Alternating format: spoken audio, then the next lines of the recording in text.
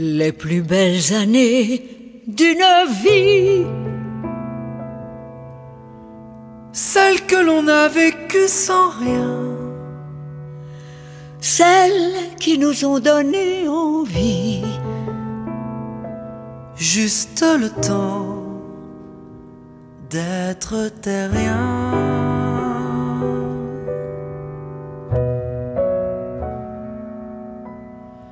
Les plus belles années d'une vie,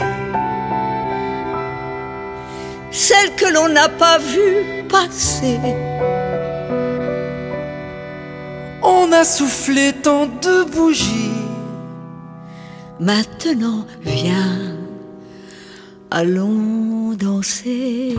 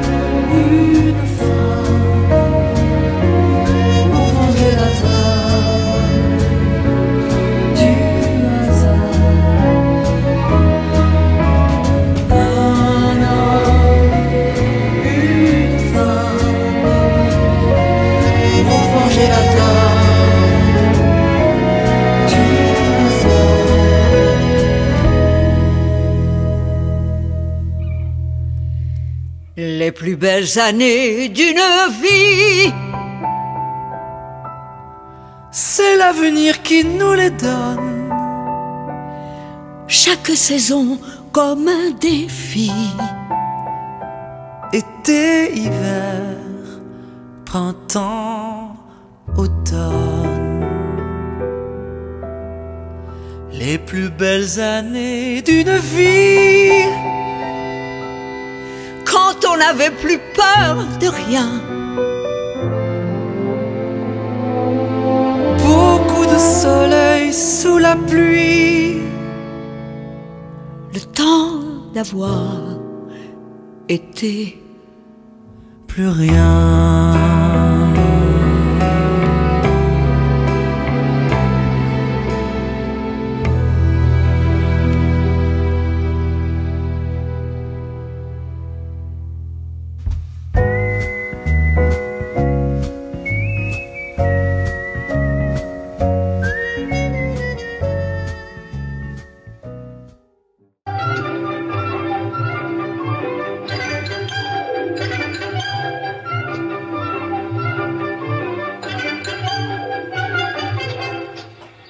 Tiens, voilà.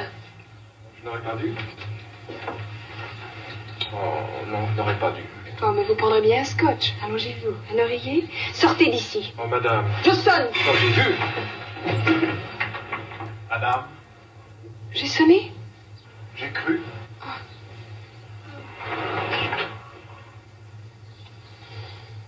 Pourquoi vous n'allez pas chasser? Parce que vous êtes tout essoufflé. Ah oui, je suis essoufflé parce que je cours dans tout Paris. Depuis que je vous ai vu, je cours vers vous. Un scotch, j'accepte. Et si je vous demande gentiment de partir? Édouard Berlon, 25 ans, artiste, fleuriste, cycliste, athée. Quoi? Et je crois en Dieu, en vous, au vélo, à l'amour, et je fais les pieds au mur. Oh, monsieur Bernard. Encore un mot et je sonne. Appelez-moi Édouard. Je sonne. Je saute dans votre lit. C'est ça, sur mon mari. Elle est mariée, c'est complet. Mais que dirait-il en tombant dans votre lit? Mon mari? Ah, il me demanderait des explications. Ah, c'est normal. Allons ailleurs. À Vesoul, en Arabie. J'ai sonné. Au bout de Chaumont. Mais vous me griffez, imbécile. Madame? Oh. Rien. Oh, mais, écoute, non, rien, merci, Paul. Merci. Au secours. Oh.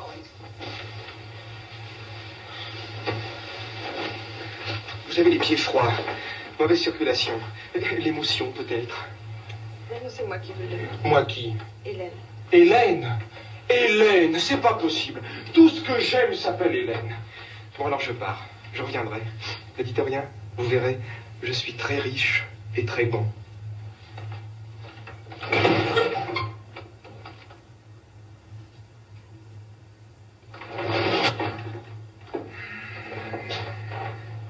Alors, toujours dans les jambes. Attention. Mais enfin, qu'est-ce?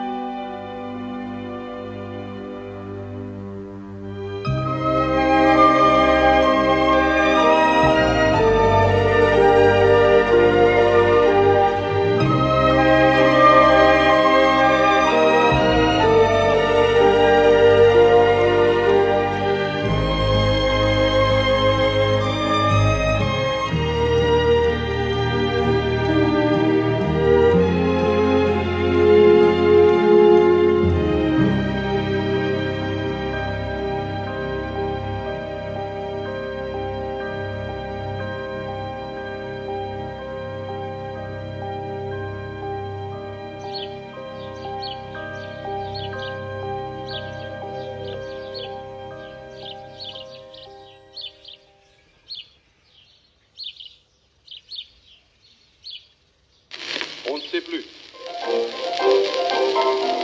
Nous vivons dans une époque où vrai, tout est bousculé. Tout s'en va, tout se disloque. On ne sait sur quel pied danser. Si on essayait de comprendre, on y perdrait son latin. Et le mieux, c'est, à tout prendre, de subir comme ça son destin. On ne sait plus, on ne sait plus. Réfléchir est superflu.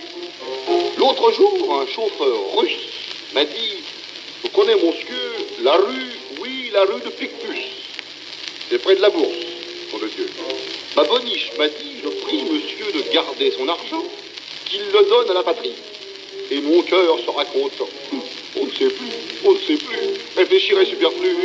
À une séance de la Chambre, on a vu le président féliciter tous les membres du Parlement. Ça peut paraître incroyable. Dans un vote sur le budget, les scrutins étaient semblables. Et personne ne s'engueulait. On ne sait plus, on ne sait plus. Réfléchir est superflu. Le royaliste, plein de lyrisme, s'agitait, criait, braillait. Il n'y a que le communisme. Ah, quand vous voudrez, je vous le prouverai. Et le communiste, plein d'espérance, disait des larmes dans la voix. J'adore la France. Vive l'empereur et vive le roi. On ne sait plus, on ne sait plus. Réfléchir est superflu. L'autre jour, c'est formidable, une jolie femme s'écriait, mais les hommes sont adorables. Y a pas à dire, un peu de thé comme ça en famille, de temps en temps ça repose, puis ça me soulage de mes tracas administratifs. Ah oui. Mademoiselle, puis-je vous demander une faveur? Dimanche, nous pourrions sortir ensemble. Nous pourrions dîner dans un restaurant à votre choix. Ça vous plairait-il? Mais certainement, monsieur l'inspecteur, mais pensez donc, ma sœur ne sort jamais. Oh, la pauvre enfant. Et puis quel honneur pour elle. N'est-ce pas, Natacha? Oh oui. Oh, mais ne pleurez pas, mon enfant, voyons, allons. Je ne veux pas de mal. Au contraire. Là. L'imbécile. Elle va tout gâcher. Je veux vous protéger. C'est mon rêve. Pourquoi refuser sans m'entendre une véritable existence de petite reine? Croyez-moi, allez, acceptez, avant qu'il ne soit trop tard. Dites donc, il ne doit pas être commode tous les jours le père Kostilev, hein? Et les autres, dans la cour, regardez-les, vautrés comme des cochons.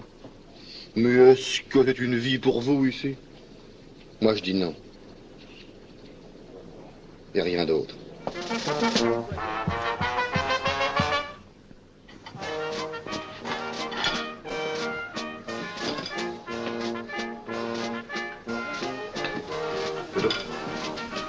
Du poivre. Du poivre? Ça m'est égal. De la moutarde. De la moutarde? Ça m'est égal. Ça lui est égal.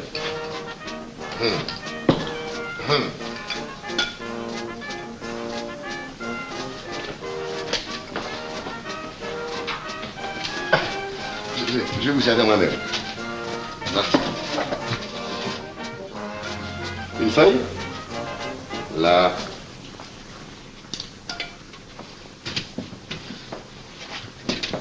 Ce Kostilev est une brute dont je veux vous débarrasser. Ne faites pas l'hypocrite. Vous savez très bien que ma soeur m'a forcé à venir. Et puis après, on n'est pas bien ici? Je voudrais vous y emmener tous les dimanches et les jours de semaine. Allez, croyez-moi, je vous l'ai dit, je veux vous faire une existence de petite reine. Faudrait pour ça que vous soyez un petit roi. Un petit roi? Un petit roi? Oh, elle a le mot pour rire. Alors, dites au petit roi que vous lui en voulez plus. Soyez charitable. Écoutez, faites-moi boire jusqu'à tout oublier. Quand je serai saoul à rouler sous la table, alors seulement j'accepterai de devenir une petite reine. Enfin, pour ça, il faudrait que vous acceptiez de boire. Allons, mon petit trésor. Laissez-moi faire. Et dans une heure, vous aurez oublié même le nom de votre mère.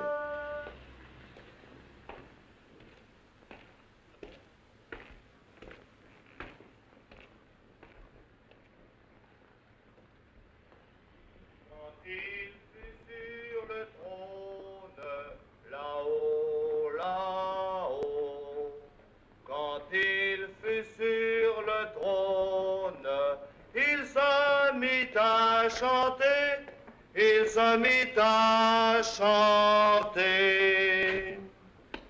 Alors, j'emmerde les gendarmes là-haut, là-haut. J'emmerde les gendarmes et la marée chaussée, et la marée chaussée. C'est pour moi que vous dites ça? Il me semble, pour qui ce serait. J'espère qu'il n'y a pas d'autres gueules de vache dans les environs. Vous avez de la veine que je ne sois pas de service. Qu'est-ce que vous fabriquez là? J'attends l'autobus. L'autobus? Oui, le cul. Oh. Ça m'étonnerait qu'il aille vous chercher là-haut. À votre place, je descendrai l'attendre sur le trottoir. Quand j'aurai trouvé ce que je cherche. Qu'est-ce que vous cherchez? Ma boîte d'allumettes. En haut de mètre de gaz? Parce qu'il est fait plus clair, tiens. Vous me prenez pour un... Ah oui alors. Et pour un vrai, un grand, un gros. Oh. D'abord, vas-tu que je te dise? T'es trop laid, tu me dégoûtes. Tu comprends? T'es trop moche. Oh, qu'il est vilain, madame. Tiens, c'est pas pour te faire un compliment, mais je plains ta femme. Qu'est-ce que vous dites? Je dis que pour se taper un guignol dans ton genre, ben faut que la petite ait une drôle de santé. Oh nom de Dieu, nom de Dieu, nom de Dieu! Je vais t'apprendre la galanterie, moi, tiens! Du calme, écoute, tu... Non mais qu'est-ce que tu lui prends? En v'là dégoûtant! Mais tu me fais mal! Bah mon vieux, c'est pour le coup s'il était ma femme. Avancez! Je vais vite que ça. Je vous jure que vous ne m'aurez pas fait revenir pour rien. Qu'est-ce qui se passe? Il se passe qu'il est sous comme 36 cochons. Ça va, ne vous fatiguez pas. Demandez-moi Odéon 43-80. La préfecture? Parfaitement, le préfet. Je veux causer au préfet de police. Si tu veux pas causer avec mes grenades, c'est qu'elle a bouclé, toi. Est-ce que vous pouvez être vulgaire, mes seigneurs? Je vous dis que je veux causer au préfet, j'ai une communication à lui faire. Communication personnelle. Le préfet? C'est moi. Ah, monsieur Vance. Allez, mon ami, merci. Mais je ne me trompe pas, c'est Turlot Jean-Baptiste. cette vieille crapule. Est-ce que vous pouvez être physionomiste? J'ai de la mémoire.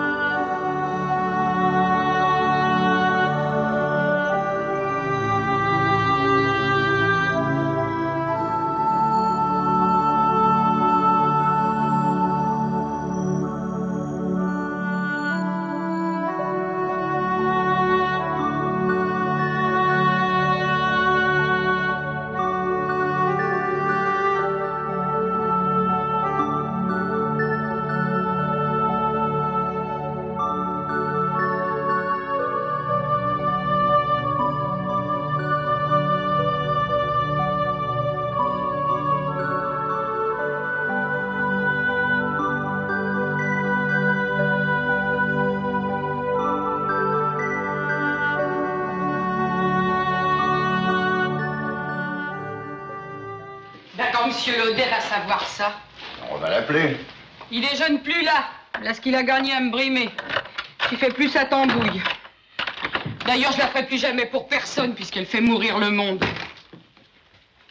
Pourquoi ne m'aviez-vous jamais parlé de cette tarte? Devant un cadavre, est-ce qu'on pense à de la pâtisserie? Elle n'aurait pas eu d'embolie si vous ne l'aviez pas gavé de tarte aux fraises. Mais j'y en avais donné à peine. C'est pas l'avis du médecin légiste. Naturellement. On peut pas trouver le coupable et on veut me mettre le crime sur le dos. Mais c'est raté. J'ai mon alibi dans le placard.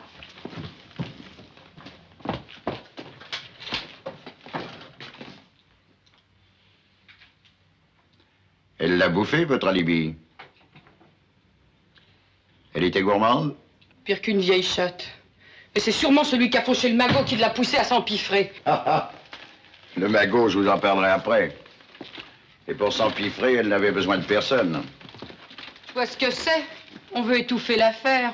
Ah, vous, la pipelette, j'aime pas votre ton, hein? Pipelette peut-être, mais pas idiote. De là, toute seule. Comment elle aurait fait pour arriver là? Elle marchait absolument pas? Ma parole, elle est sourdingue, la police française. Non, mais dites donc. Combien de fois faudra vous le dire? Elle ne marchait pas, non. Femme ignorante.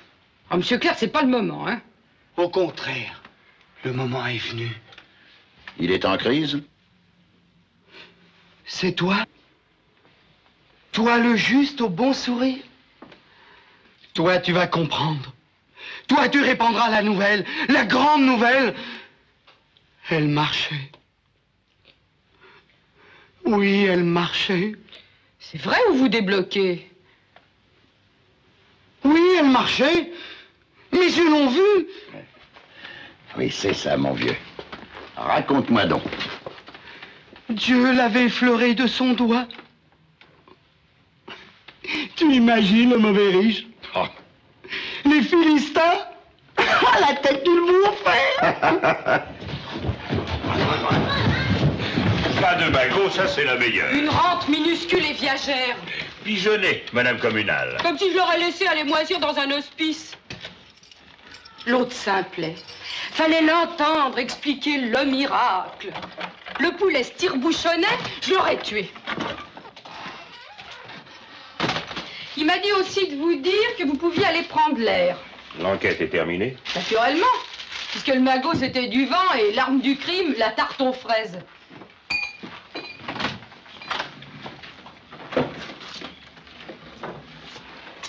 On se prépare un repas fin. Je dois surveiller la porte ce soir. Je croyais vous l'avoir déjà dit. Et vous allez y aller prendre l'air? Madame communale. Quoi donc? Venez voir. L'escalier. Qu'est-ce qu'il a, mon escalier? Vous allez le prendre, parce que votre vie, votre délégué syndical, la concierge du 12, votre caractère et vos questions, j'en ai ma claque. Allez, ma grosse, oust, à ta loge.